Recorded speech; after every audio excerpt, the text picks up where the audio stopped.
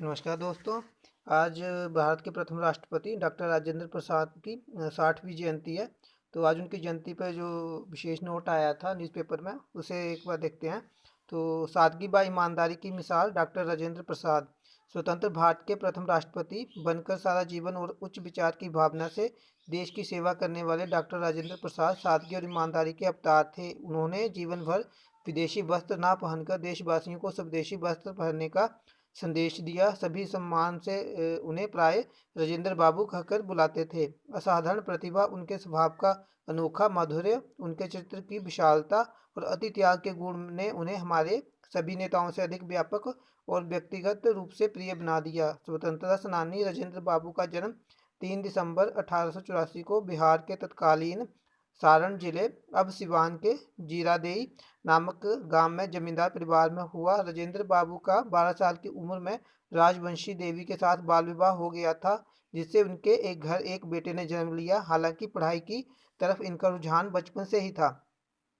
इन्होंने 1907 में कलकत्ता विश्वविद्यालय से इकोनॉमिक्स में एमए किया। 1915 में कानून में मास्टर की डिग्री पूरी की, जिसके लिए इन्हें गोल्ड मेडल से सम्मानित किया गया। इसके बाद इन्होंने कानून में डॉक्टरेट की उपाधि भी प्राप्त की और पटना आकर वकालत करने लगे, जिससे इनमें बहुत धन और प्रसिद्धि मिली। हिंदी के प्रति उनका अगाध प्रेम था। इन हिंदी पत्रिकाओं जैसे भारत मित्र, भारतोदय, कमला आदि में इनके लेख छपते थे। 1914 में बिहार और बंगाल में आई बाढ़ में इन्होंने बढ़ चढ़कर सेवा कार्य किया। गांधी जी के प्रभाव में आने के बाद इन्होंने नई ऊर्जा के साथ स्वतंत्रता आंदोलन में भाग लिया और कई बार इन्हें जेल भी जाना पड़ा। इन्होंने कांग्रेस अध्यक्ष का पद भी संभाला और 1946 में भारतीय संविधान समिति के अध्यक्ष चुने गए। संविधान पर इन्होंने ही हस्ताक्षर करके मान्यता दी। भारत के पहले मंत्रिमंडल में 1946 एवं 1947 में कृषि और खाद्य मंत्री का दायित्व भी निभाया।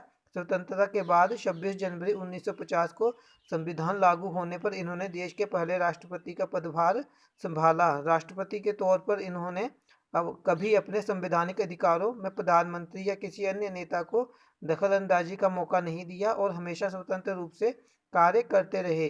12 वर्षों तक राष्ट्रपति के रूप में कार्य करने के पश्चात इन्हें भारत सरकार द्वारा सर्वोच्च नागरिक सम्मान भारत रत्न से सम्मानित किया गया। गुजरात के सौराष्ट्र में के सोमनाथ शिव मंदिर के जीर्णोद्धार में भी इनका विशेष योगदान था।